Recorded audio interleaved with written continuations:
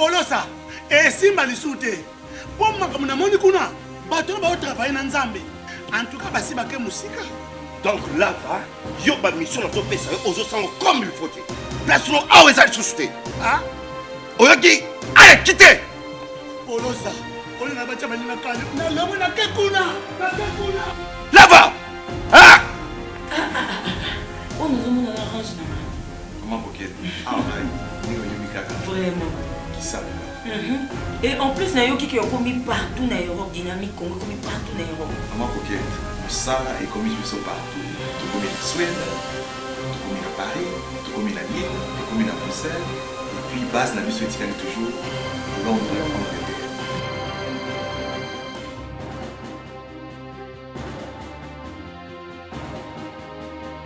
Biso na dynamique Congo. Toza ko avancer na nkolo. Merci de votre fidélité à Congo Buzz TV. Mesdames et messieurs, bonjour et bienvenue à votre magazine ActuBuzz, cette émission qui vous permet de vous imprégner de l'actualité en République démocratique du Congo. Et l'actualité reste donc dominée par cette visite annoncée du secrétaire général de l'ONU. Elle est prévue pour le 31 août prochain et elle va durer 72 heures ici en République démocratique du Congo. On va aussi parler de cet arrêté de Gentini Ngobila nommant et permettant certains bourgmestres à travers la ville de Kinshasa. On va aussi prendre la table ronde sur l'opérationnalisation de la gratuité de l'enseignement des bases en République démocratique du Congo. On va aussi faire les points sur ce deuxième sommet de Luanda qui a terminé hier avec la signature d'un accord sur la sécurité et coopération régionale, mais aussi on parle de la réconciliation entre le président rwandais Paul Kagame et son homologue ougandais Yoweri Museveni. Enfin, on va chuter avec cette énième annonce de Moïse Katumbi qui a déclaré hier, depuis l'ICASI, je crois, qu'il va créer son propre parti politique. Et pour en débattre sur tous ces sujets, nous avons fait appel à M. Jacques Ndala. Il est chargé de la coordination de la jeunesse d'Ensemble pour le changement. C'est méga plateforme dirigée par Moïse Katumbi. Jacques Ndala, bonjour. Oui, bonjour Hervé. Vous êtes de la Mouka. Il y a quelques mois, Moïse Katumbi, votre leader, a passé les flambeaux à Jean-Pierre Bemba, mais depuis cette passation des pouvoirs, on ne sent pas les nouveaux coordonnateurs de la Mouka, Jean-Pierre Bemba. Qu'est-ce qui se passe?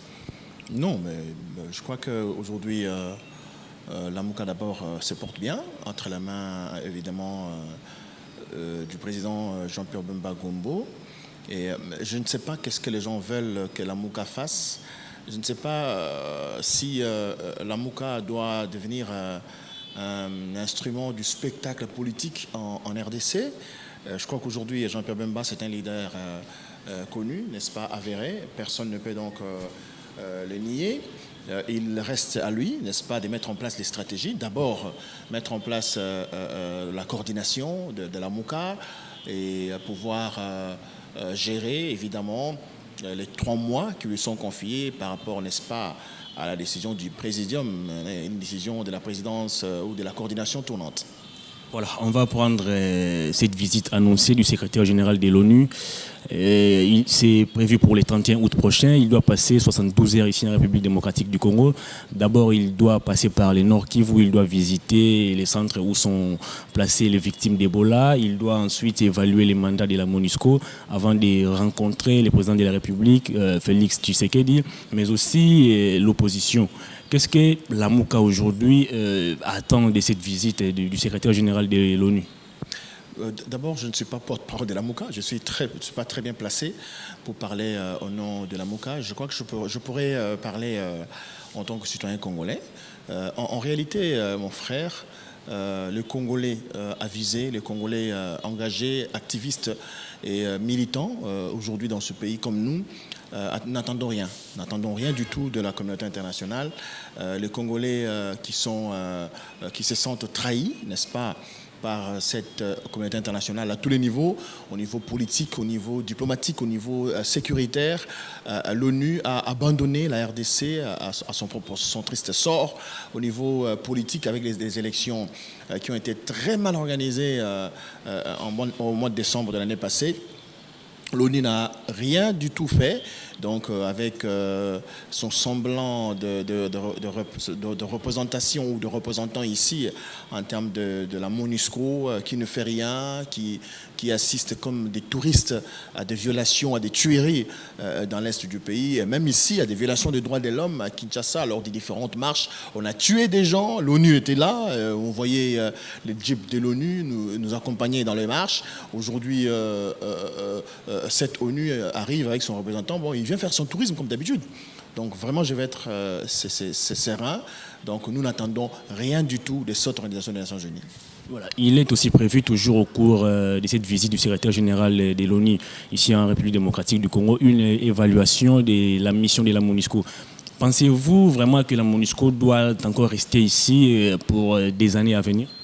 Non, mais quand je dis que je dis que moi, personnellement, je n'attends rien du représentant de l'ONU, ça veut dire que cette force en RDC, et les objectifs étaient nobles, mais jusqu'à preuve du contraire, rien de concret n'a été fait. Donc, ne m'amenez pas sur un terrain de pouvoir me lancer dans un débat contre ce que je dis moi-même. Je vais tout simplement réitérer ce que j'ai dit tout à l'heure, que cette force de l'ONU n'a rien foutu pendant autant d'années ici en RDC, que ça soit à aucun moment, cette présence peut se justifier dans l'histoire de ce pays. À aucun moment. Une force de plus de 10 000 casques bleus, donc la présence la plus importante de l'ONU à travers le monde, en RDC, se trouve en RDC, et aucune évolution, les rébellions sont là, les tueries sont là, et ce qui est encore grave, c'est que ce pays organise des élections pendant que l'ONU a une présence très remarquable sur place, et cette ONU laisse à une personne voler la victoire du peuple congolais. Je crois que ce sont des choses qui ne sont pas acceptables. Vous avez donné l'occasion de présenter que vous avez été réellement élu, vous avez gagné les élections, et vous n'avez pas pu le faire. L'occasion de le faire où et quand et La Cour constitutionnelle. Au fait, ce débat-là, je n'ai jamais compris. Les journalistes qui posent des questions, voilà, on a demandé à Martin de présenter le PV, à présenter les preuves, il ne les a pas présentées. Mon frère, ça, c'est vraiment un débat très malheureux, hein, très malheureux, parce que je l'ai expliqué, ou je continue à l'expliquer sur différentes formes, pour dire que la Cour constitutionnelle ne pouvait pas demander à Martin de présenter les preuves de sa victoire, parce qu'il était censé, selon la loi électorale, selon la Constitution, avoir les PV de chaque bureau, n'est-ce pas, de chaque centre de compilation, et ça n'a pas été fait. Ne fût-ce que par ça. Ne fût-ce que par le fait que la CENI, en organisant des élections, n'a pas respecté le cheminement même, n'est-ce pas, de cette compétition électorale. Les PV n'ont pas été affichés au niveau du bureau des votes. Il n'a jamais existé dans ce pays des centres de compilation tels que le prévoit la loi. On n'a jamais, ou jusqu'à ce jour, connu on va bientôt entrer de plein pied pendant le mois de septembre.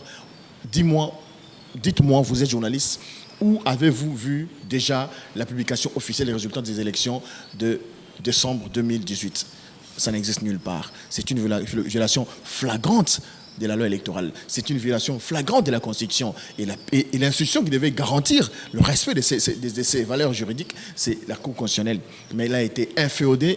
C'est une cour kabyliste qui est pour régler, n'est-ce pas, les avantages à une personne qui, de surcroît, se prend pour un petit dieu sur la scène politique congolaise, ce qui est triste. Et pourquoi avez-vous accepté d'aller vers cette cour kabyliste comme vous les prétendez ?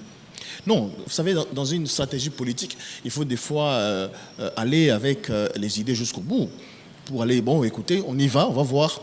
Mais je sais que ce n'était pas une bonne pratique, ce n'était pas une bonne stratégie. Mais je crois que l'objectif, c'était d'aller avec cette CENI jusqu'au bout de son idée pour voir qu'est-ce qu'elle pensait, qu'est-ce que Kabila pensait de pouvoir, n'est-ce pas, laisser dans l'histoire électorale de ce pays. Voilà, on va parler de la ville de Kinshasa avec l'affaire Gentini Ngobila. On est passé du fake news à good news, comme l'a titré ce matin nos confrères des Scoop RDC. Jacques Ndala, comment vous réagissez face à cette attitude du gouverneur ? D'abord, qui prend une décision et puis il va la nier et enfin il va officialiser la décision en question. Comment vous réagissez face à cette attitude assez irresponsable du gouverneur ? Non, ceci est donc la suite même logique de ce qui s'est passé après les élections du 30 décembre 2018. C'est la suite logique, évidemment. Donc, nous sommes dans un système de continuité où Kabila, c'est le maître du jeu, il décide, il nomme, voilà. Donc, il joue un peu avec notre destin. Et Ngobila n'est qu'un instrument qui est utilisé pour évidemment confirmer à soi ce pouvoir qui ne veut pas partir, ce pouvoir qui ne joue que son rôle de pouvoir, n'est-ce pas, mettre le peuple en second lieu, n'est pas considérer la vision ou la volonté du peuple souverain. C'est ce qui s'est fait. Ngobila n'a pas, n'est-ce pas, le droit de nommer les gouverneurs, même si, pardon, les bourgmestres, même si ce sont des nominations provisoires. Et d'ailleurs, on parle dans ce document de permutation. Je crois que s'il y a permutation, d'accord, on considère que c'est une mutation d'un gouverneur de Lemba qui va en Gaba, d'un gouverneur de Ngaba qui va en Galema, d'accord, mais il y a de nouvelles têtes sur cette liste, des personnes qui étaient assises chez elles à la maison, qui se retrouvent bourgmestres, voyez-vous. Donc il y a nomination de nouvelles têtes qui sont des personnes qui sont devenues des bourgmestres. Et ça, c'est la relève de la prérogative du chef de l'État. La Constitution le dit bien, le bourgmestre d'abord, sur le plan constitutionnel, est élu, n'est-ce pas, par les conseils communaux. Ce sont les conseillers communaux qui choisissent les bourgmestres. Et au cas où cela n'est pas fait, seul le chef de l'État nomme, n'est-ce pas, les bourgmestres. Alors ici, Jantini se moque de lui-même. Jacques Ndala, on a déjà organisé 3 cycles électoraux. Mais dans tous ces 3 cycles, on a toujours oublié ou, je dirais, négligé les élections municipales. Comment vous analysez cette situation ? Non, mais c'est une stratégie pour nuire, pour déranger. Vous savez, tout commence par la base. Tout. En fait, l'élection présidentielle, oui, c'est bien, on choisit qui va être président, mais tout commence par la base. Au niveau de conseil communal, que même on peut entamer un processus de renouvellement des classes politiques. C'est même à ce niveau-là qu'on peut entamer le processus de rajeunissement de la classe politique, où au niveau des communes, au niveau des avenues, au niveau local, le peuple s'est choisi qui va me représenter. Et ça va comme ça jusqu'au sommet de l'État. Mais ici, nous sommes dans une stratégie où il faut que Kabila joue le jeu, il faut que Kabila soit là, il faut que Kabila pèse, il faut que Kabila contrôle. Vous avez du mal à oublier Kabila?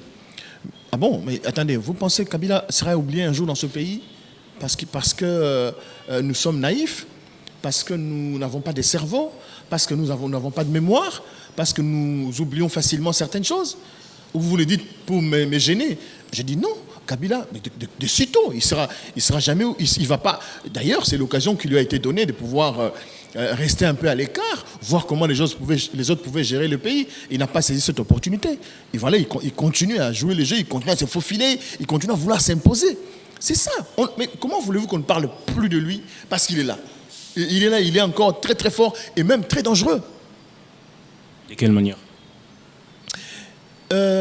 Quelqu'un qui se permet de choisir et d'imposer un président de la République au détriment du choix du peuple. Vous êtes convaincu que Félix Tshisekedi avait été imposé? Vous pensez que c'est parce qu'on va changer de discours?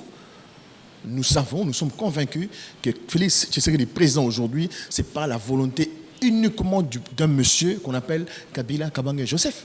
Le peuple congolais avait fait son choix. Le peuple congolais avait choisi monsieur Fayoulou Madidi Martin comme président de la République. Et Kabila a imposé son choix qui, donc, il contrôlait. Il a les moyens de l'État, il a la sécurité, il a l'armée, il a la police, il a toutes les prérogatives pour lui permettre, n'est-ce pas, de s'imposer face à un peuple évidemment un peu, je dirais, naïf et passif. C'est ça. Revenons à la ville de Kinshasa pour parler toujours de cette décision de Jantini Ngobila de nommer le gouverneur Jacques Ndala. Qu'est-ce que vous, d'ensemble pour les changements, ou vous personnellement, comme acteur politique, comme citoyen congolais, vous pouvez proposer par rapport à cette nomination des bourgmestres ou aux élections à venir, aux élections municipales à venir? Non. Je crois que je n'ai rien à proposer, c'est vrai. Que tout le processus électoral a été tout simplement saboté. par des gens de mauvaise foi, par ceux qui nous ont dirigés depuis un certain temps. Ces gens ont tout simplement trahi la mémoire du Congolais. Ces gens ont tout simplement dénigré la volonté du peuple congolais, ce qui est déplorable. Aujourd'hui, Jean-Tini Ngobila ne pouvait pas évidemment nommer les bourgmestres. Je me pose la question, où se trouve le chef de l'État aujourd'hui, le président Félix, où se trouve son rôle, qu'est-ce qu'il en pense? Et déjà même que là, si on ne sait pas le dire à haute voix, vous allez me permettre de le dire, on est en train évidemment de fragiliser l'UDPS. Sur plus de 50 personnes qui sont nommées, l'UDPS n'en a que 3. Et on parle ici d'une coalition FCC, PPRD, UDPS, CASH. Je crois que là, et les gens ne le savent pas, c'est l'UDPS évidemment, l'UDPS qui est en train d'être très très fragilisé en interne. Et ça, c'est malheureux, c'est triste, on le dit à haute voix, mais eux-mêmes, les membres de l'UDPS, les combattants de l'UDPS, je ne sais pas s'ils comprennent ça, mais ils sont dans la joie, ils se glorifient, on le roule la journée, là, et ils trouvent que c'est normal. On a 24 communes dans la ville de Kinshasa. Si le président Félix doit nommer les bourgmestres, je pense que c'est à lui seul, n'est-ce pas, qu'appartient le pouvoir de pouvoir choisir qui peut faire quoi, à quel niveau et à quel moment. Donc vous pensez que dans ces processus de nomination et de permutations des bourgmestres, le président de la République n'a pas été associé ou consulté par les gouverneurs? Non, mais il n'a pas à être associé ni à être consulté. C'est lui qui nomme. C'est la Constitution qui le dit. Mais attends, c'est clair. C'est lui qui nomme. Les bourgmestres sont d'abord, comme je l'ai dit tout à l'heure, ils sont élus par les conseils communaux. Les conseils communaux de la commune d'Indjili se réunissent et il y a une compétition électorale et on choisit. C'est lui qui va gérer la commune d'Indjili. Élu par les conseils communaux, qui sont évidemment élus aussi au niveau du suffrage universel direct. Quand on quitte là, au cas où les bourgmestres ne sont pas élus selon la Constitution, il y a une loi, il y a tout un mécanisme mis en place par le législateur qui garantit que le chef de l'État peut prendre une ordonnance nommant, n'est-ce pas, les bourgmestres. Ça n'appartient donc pas à un gouverneur. Il l'a fait à Kinshasa. Celui de Lubumbashi va le faire. Du Haut-Katanga, celui du Kasaï le fera aussi, celui du Congo central va le faire. Et ça va être vraiment, je ne sais pas moi, ça va être des dénominations catastrophiques. C'est triste. On est dans un débat comme si on ne savait pas que ça ne va pas. Et on veut faire des choses qui ne sont pas normales. On veut vraiment gérer le pays comme si on gérait sa propre poche, son petit salon chez lui à la maison. Nous sommes ici en train de parler de la gestion de la Res Publica. S'il vous plaît, déjà au niveau du gouvernement, déjà au niveau des députés, déjà au niveau des assemblées nationales, au niveau du Sénat, on ne tient même pas compte des compétences. On tient compte de qui a confiance en qui reste soumis, qui reste fidèle. On va faire signer à d'éminents professeurs d'université, à d'éminents hommes politiques, entre guillemets, n'est-ce pas, des actes d'engagement et de fidélité. Quelle bassesse, quelle médiocrité. C'est ça même le problème. Voilà, on parle de cette quadripartite qui s'est tenue à Luanda. Et la RDC a été représentée par Félix Tshisekedi, le Rwanda par Paul Kagame, l'Ouganda par Yoweri Museveni, ainsi que l'Angola par son propre président Joao Lourenço.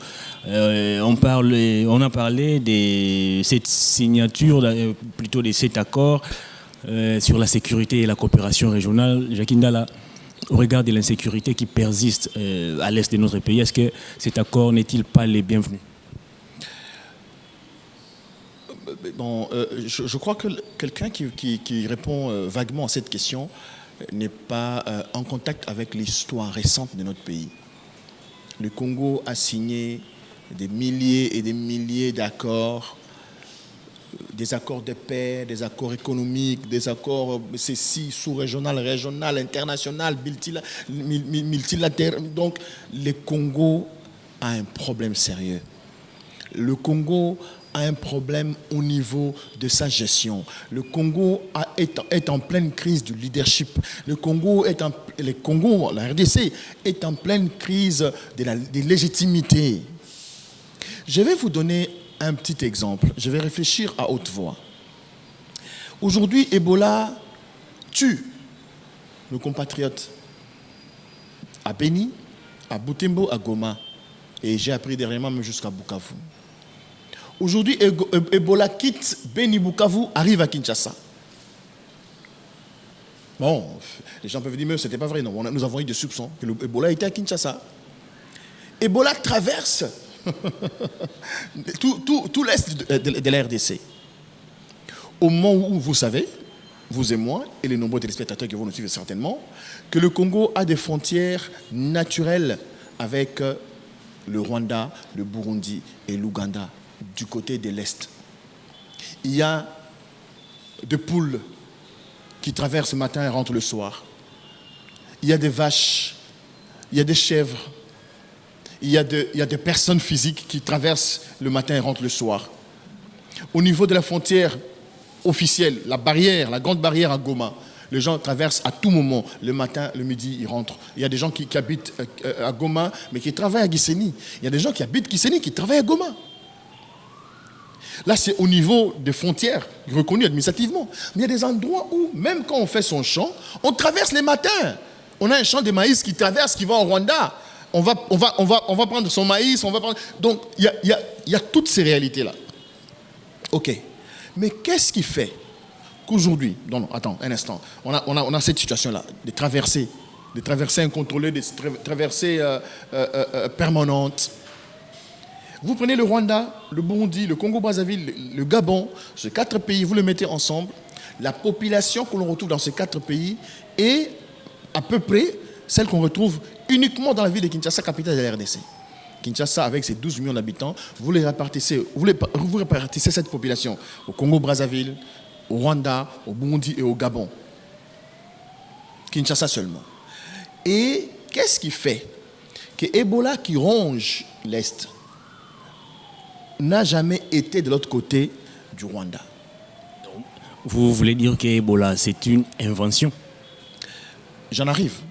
J'ai dit tout de suite oui, parce que moi j'aime bien être concret. J'ai dit tout de suite oui. Que Ebola est aussi une autre façon de pouvoir décimer les citoyens congolais. Parce que si Ebola était une maladie, comme on le dit, qui se transmet tel que nous le savons, Ebola allait décimer le Rwanda. Alors que dire de ces médicaments trouvés par les docteurs Mouyembe pour soigner Ebola? Non, mais pourquoi vous voulez qu'on parle des médicaments pendant que je parle des conséquences, de la provenance de la maladie? Elle vient d'où? Pourquoi cette maladie ne tue qu'à Beni, Butembo et à Goma? Pourquoi elle ne traverse pas à Gisenyi? Pourquoi elle ne va pas à Bunagana, en Ouganda ou encore au Rwanda? Parce que si Ebola traverse au Rwanda aujourd'hui, en une semaine, le Rwanda est parti. Mais nous pensons, nous, personnellement, que cette maladie a été inventée dans ce coin du pays pour décimer la population, pour encourager l'occupation. Parce que ce n'est pas seulement après avoir tué tout le jour, on tue les gens à Goma, on tue les gens à Bukavu, on tue les gens à Beni, on tue les gens à Butembo. Il y a une stratégie de décimer la population pour pouvoir occuper les espaces. Revenons sur ces mini-sommets de Luanda. On a parlé également au cours de ces sommets de la réconciliation entre Paul Kagame et Yoweri Museveni, une réconciliation qui a été facilitée par Félix Tshisekedi et l'Angolais Joao Lourenço. Quelle lecture vous faites de cet acte de réconciliation entre ces deux présidents? Non, mais je crois que le Rwanda et Paul, en fait, particulièrement, parce qu'en fait, même quand on parle de conflit Rwanda, RDC, Burundi, ainsi de suite, ce ne sont pas des conflits d'État, ce sont des conflits d'individus, des gens qui se considèrent comme des superman et qui pensent qu'ils peuvent tout se permettre et se mettre dans une position de pouvoir dominer les uns sur les autres. Et cette guerre de leadership s'impose et ça crée tout de suite un climat malsain. C'est ce qui s'est passé pendant longtemps avec Joseph Kabila et Kagame, qui l'autre était le poulain ou encore le fils de l'autre. Après, c'était donc Kagame qui, ça ne marchait pas avec Museveni. Aujourd'hui, ils s'entendent. Je crois que le problème, ce n'est pas celui-là. Le problème, c'est le respect, n'est-ce pas, des valeurs républicaines, le respect des valeurs panafricaines, le respect des frontières, n'est-ce pas, établies par les Nations Unies, les nations qui respectent évidemment que tel pays commence à un point B et s'arrête à un point A et B, voilà. Les points A jusqu'au point B. Ce sont ces respects-là, ce sont ces valeurs-là que doivent, n'est-ce pas, nécessairement respecter Museveni, Kagame, Lourenço et Tshisekedi. Ils doivent commencer par cela. La réconciliation, elle est bonne, mais après, est-ce qu'on nous a dit pourquoi ils étaient en conflit? On vous dit, bon, ils se sont réconciliés, d'accord, mais c'était quoi le problème? Est-ce qu'on nous l'a dit? Est-ce que ce problème a trouvé solution? Est-ce que ces petits soucis-là a été résolu? C'est la grande question qu'il faut se poser. Ne dites pas seulement merci, voilà, ils se sont réconciliés parce que Félix était là. Non, je ne pense pas que Kagame et Museveni se sont réconciliés pour le beaux yeux du président Félix Tshisekedi. Il a fait juste la médiation. Mais oui, mais qu'on nous dise, oui, il a fait la médiation sur quelle question? Pourquoi ils ne s'entendaient pas? C'était quoi les problèmes? Et ils l'ont résolu, oui, de quelle manière? C'est là on peut avoir des garanties. Mais jusque-là, messieurs et dames, nous vous disons qu'il n'y a aucune garantie sérieuse qui dise que ces gens sont impliqués consciencieusement comme des panafricains à pouvoir mettre en place des valeurs de paix et de respect entre États. Voilà, on va prendre la table ronde sur l'opérationnalisation de l'effectivité de l'enseignement des bases en République démocratique du Congo. Jakinda, la Constitution exige que l'école primaire soit gratuite, mais malheureusement, cette loi n'a jamais été appliquée. Mais à travers cette table ronde, on nous annonce déjà la suppression de tous les frais payés par les parents. Mais la question que je me pose, les écoles publiques à Kinshasa représentent, je ne sais pas plus de 20%. Alors comment vous voyez l'issue de cette gratuité de l'enseignement tout en faisant allusion à ces écoles publiques qui sont peu nombreuses, contrairement aux écoles privées? Je n'aime pas être très pessimiste. J'aime penser, réfléchir, envisager largement le positif.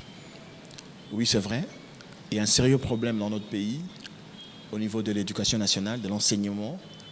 La Constitution, on l'a dit depuis toujours, depuis qu'elle a été votée au référendum, que la gratuité de l'enseignement est garantie.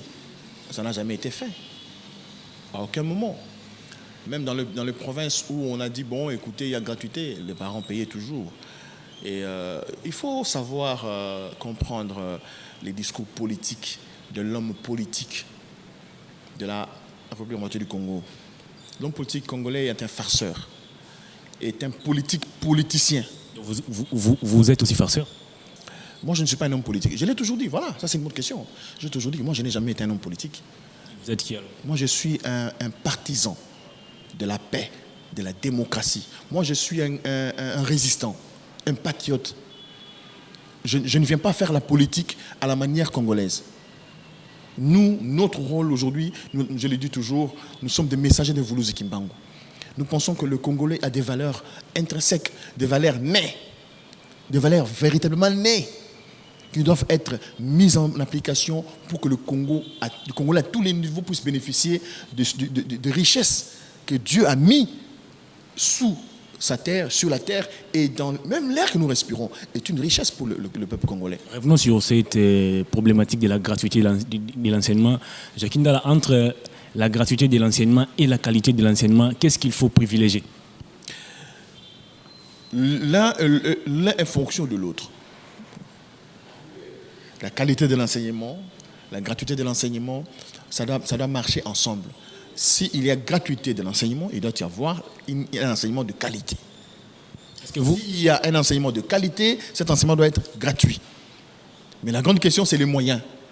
Les moyens qu'il faut mettre en place. D'abord, pour assurer la vie à ces enseignants, ces personnes physiques formées pour transmettre les connaissances à nos enfants. Est-ce qu'ils sont bien gérés? Leurs conditions sociales, leur santé, leur vécu quotidien, le quotidien de leurs enfants. Est-ce que ces aspects sont garantis? Commencez par cela. La prise en charge de l'enseignant congolais, c'est la grande question. Il faut un budget pour cela.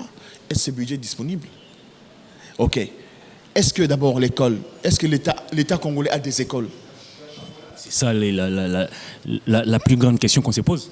Est-ce que l'État congolais a des infrastructures pour les établissements scolaires? Oui, d'accord, l'État congolais a des bâtiments. Est-ce que l'État congolais a le matériel didactique, les tableaux, les bancs, des conditions viables pour recevoir ses élèves, pour recevoir ses enseignants? Ce sont les grandes questions. Il fallait commencer par cela. Nous sommes en train de vivre une situation où l'État est le plus faible de tous, où l'État est le plus malheureux. En fait, celui qui est censé être riche celui qui est censé être le boss de tout le monde, mais celui le plus malheureux, celui le pauvre, au détriment des individus, des personnes.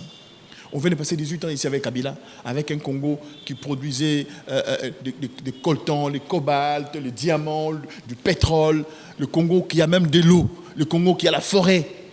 Mais ce Congo est resté pauvre, malheureusement, parce qu'il y avait manque de volonté, parce qu'il y avait amateurisme au niveau de la gestion de la chose publique. Et nous espérons que Félix, président aujourd'hui, c'est bien bon, mais je crois qu'il faut commencer par mettre des bases. Des bases. Il faut une politique réaliste. Il faut des mesures. Il faut prendre des mesures progressivement, pas si brutalement. Est-ce qu'on sait s'il y a combien d'enseignants aujourd'hui dans ce pays? L'État, je prends à Kinshasa, l'État a combien d'écoles inventoriées? Dites-nous, l'État a combien d'écoles où nous allons envoyer nos enfants gratuitement? Dites-nous, qui sont ces personnes qui seront devant nos enfants pour dispenser la matière? Quel niveau d'enseignement ils ont? Quelles compétences ils ont? Quel niveau, parce que la compétence, ce n'est pas seulement le fait d'avoir la didactique. Non, ce n'est pas seulement le fait d'avoir appris comment mettre en place une fiche d'enseignement. Je suis pédagogue, je sais ce que je dis. Comment transmettre la matière. Mais il faut aussi des compétences morales, psychomorales, psychologiques. C'est très important. Est-ce que ces personnes existent? Oui. Il faut le mettre dans des conditions. Et ça, ce sont des grandes questions au départ. Des questions très, très sérieuses et pertinentes, auxquelles il faut réserver des réponses valables. Et pour que ça reste le plus longtemps possible, il faut que ça devienne un système, définitivement, que l'enseignement soit gratuit. Voilà, on va prendre les tout derniers thèmes de cette émission. Je préfère que vous l'abordiez en lingala. Jacques Ndala Moïse Katumbi, encore pour une énième fois à lobby, a créé parti politique. Si vous question dans les alliés, déjà, on a ensemble le parti belé. Parce que Moïse Katumbi a créé parti. Est-ce que à cause de détaché, on a parti, ils ont formé ensemble, tout à cause on a validé, on a parti, on a composé ensemble, on a parti, pour qu'il va s'allier. Bon, en fait, je vais sur la pète, bon trop. À lobby, Tito Zelano de Salimat. On travaille déjà, statut, règlement, fiche d'adhésion, on s'allait ça en ma casse. Tito Zelano et Salima. Ce que Salemi, je crois qu'il y a ça la congrès néné pour nous expliquer Batou, Netinga. Nous sommes ensemble, nous sommes membres, nous sommes cadre dans la PND, PND parti politique, néné. Donc, Parti national pour la démocratie et le développement, où ils allaient dans le président national Salomon Kalonda Idi. Il y a des scandales là, non? Il est présent parti dans Bisso. Parce que Moïse a sali parti. Bon, Bisso Pende, Koufa, tout au côté, on a parti à Moïse. Parce que Salomon a sali conseil spécial à Moïse Katumbi. Présent, donc, il y a un processus qu'on doit, n'est-ce pas? Il fait Salema, Batma Zala tranquille. Pour l'instant, ils ont un projet, il fait Salema éminemment, quand la mine était au Salema Nayango, mais il faut tout y être, et vous allez dire, désormais, ils ont boyé, parti Songolo ensemble, et Kotito, parti Songolo ensemble, comme partenaire, il y a parti à Moïse Katumbi. Tout continue toujours à réfléchir. Au cas où Moïse Katumbi a saigné les leaders, va partir, ils ont composé ensemble, on va partir pour qu'il basse à la bloc, disons basse à la bloc pour bien sa partie. Est-ce que vous avez les leaders va partir, ils ont composé ensemble, le là Olivier Kamita, tout, le là Jean-Bertrand Ewanga, Aza Ebele. Est-ce que vous avez que s'effacer au profit de Moïse Katumbi? Mais oui, mais tant qu'on va nimmer par exemple, membre il y a Ensemble pour le changement. Vous allez évidemment méga plateforme avec un amoto dans Moïse Katumbi. Pourquoi on dit que Moïse a la leader dans Bango, a présent, c'est la partie politique moko. Donc on suit un intérêt moussous.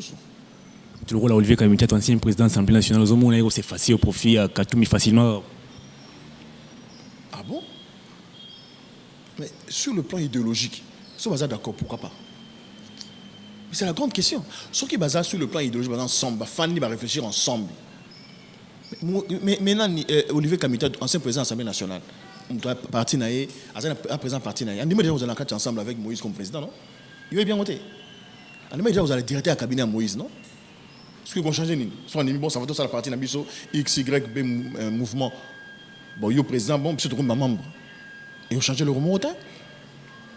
Tout ça, on a une question. Les spectateurs peuvent abonner à la chaîne Nabiso Congo Best TV, tout mis en trop. Balobi, avant l'élection, mon avis, Jakindal a sillonné pratiquement toutes les provinces de la République pour collecter des fonds, ils destinés à resservir pour faire caution à Moïse Katumbi comme candidat président de la République et peut-être pour financer la campagne. Mais Moïse Katumbi a permis qu'il était à payer sa candidature. Motuna ya ba téléspectateurs ezali mbongo wana o collecta eza wapi suite na ngwezanini au moniteur na otolo bano tout à l'heure on a bi toujours qui na blo na toujours toute ma question du kolo omoni eloba ma kinga na iba mbongo wana jaki a ibi mbongo wana banini aliango escroc muibi tout ça kokoma kutu mbachite mais le jour où président Moïse Akwa jaki ibi mbongo wana abenganga mais attends je pense qu'il faut pas suivre ces choses qu'on a bilo wana te. Comment muto to tuna question na a tuna te objectif za nini to bandaki ndenge nini to bandaki souci ezalaki to ça la tournée ya Congo mobimba ko sensibiliser jeunesse ya Congo qui président Moïse Azozonga pour nous poser candidature na objectif principal ezaki yango wana. Deuxième objectif ezalaki ko annoncer na ko confirmer que président Moïse Katumbi ensemble à cause de la candidat président de la République. Pour nous, c'était une pré-campagne. Évidemment, parce qu'il fallait communiquer. Dans les politiques, on a dit, objectif, c'est d'aller tout le temps réunir $100,000 pour la foutre à caution Moïse Katumbi. Yonanga, n'a pas tout une question, Moïse a $100,000 pour la caution. Yonanga, tu es Moïse a $100,000. Mais c'était une stratégie pour mobiliser, mettre les Congolais autour de cet idéal-là. Dieu merci. Tous les gars à 3 villes. Yoka bien, tous les gars à 3 villes. Il fallait pas demander la question, bon, vous savez combien de villes? Vous savez combien de provinces? Combien de villes? Bon, vous savez combien dans chaque ville? Il fallait commencer par cela. C'est grave.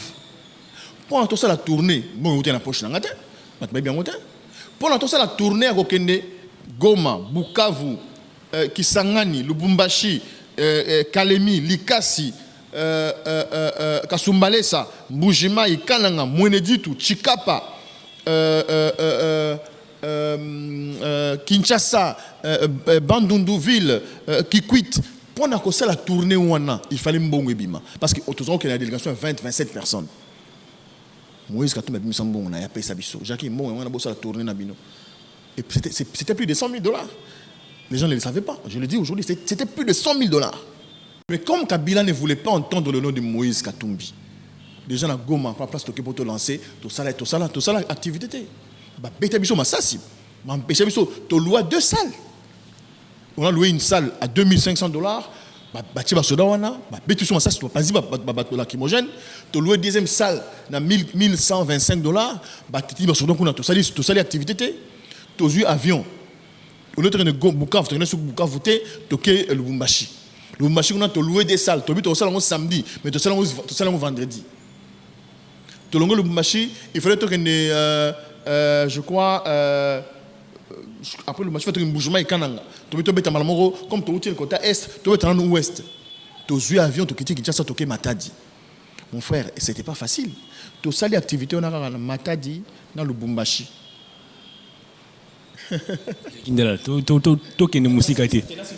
C'est important. Parce que on répond trop. En fait, on est tellement pauvres. Donc il faut convaincre. Ce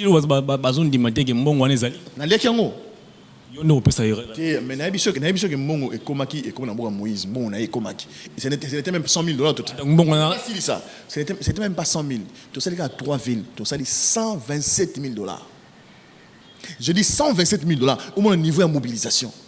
Et l'argent a été déposé entre les mains du président Moïse. Mais Moïse a foutu la caution. Moïse a fait ça de en campagne.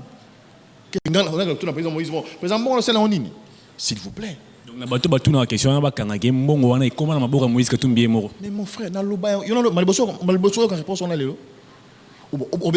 aucune réponse, c'est pour nous une bonne équipe. Donc, dans une bonne poche. Les candidats d'ensemble, ensemble pour le changement, il y avait combien de candidats? Combien de candidats ensemble pour le changement à travers le pays? Et chaque candidat va foutre les caution. Chaque candidat va passer un mot en campagne. Donc, ils ont un débat les gens qui sont esprits, qui sont pauvres dans leur esprit. Il y a des gens qui peut-être qu'il n'a pas mangé aujourd'hui, mais il est riche. Aza aisé, Aza très à l'aise. Il s'épanouit. Mais c'est une chose qu'on pose ce genre de questions, jusqu'à penser que Jacques a détourné cet argent-là. Vous pensez que, à part Botocha, Moïse Pembeni, ensemble pour les changements, secrétaire général Mobimba, na bureau politique Mobimba, Jacques a eu mon allié en na fin du pays, dans le bureau. Quand Moïse a été le machin, on est Moïse. Donc on a eu les mots à Moïse, après il y a Tigna Randingwana. Non, je crois qu'il faut un moment respect ça là. Moi, ça me sort dans ma peau. Je comprends rien, quoi. On s'accroche à un truc là, comme si dans l'émission, dans Facebook, que l'argent a été versé dans une banque, Bordeaux a payé, Moïse, dans Belgique, dans Bruxelles.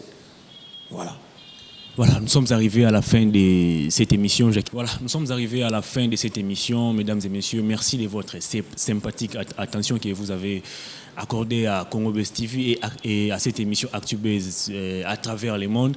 Nous avons reçu pour ces nouveaux numéros Jacques Ndala. Il est chargé de la coordination de la jeunesse d'ensemble pour le changement de Moïse Katumbi. Avec lui, nous avons évoqué l'actualité et toute l'actualité. Donc, si vous avez aimé cette émission, dites grand merci à Némi Nems qui était derrière cette caméra, mais aussi à toute l'équipe de Congo Buzz TV. Quant à moi, je vous dis au revoir et à la prochaine.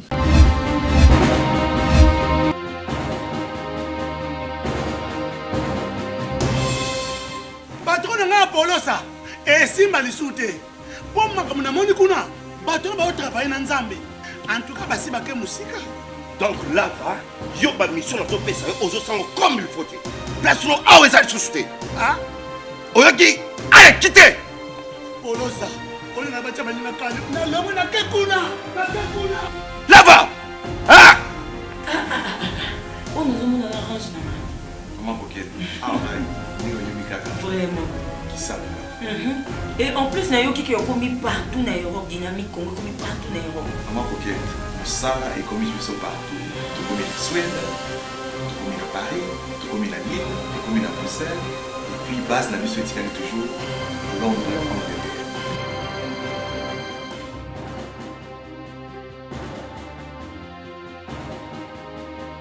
Biso na dynamique Congo, toza ko avancer na nkolo.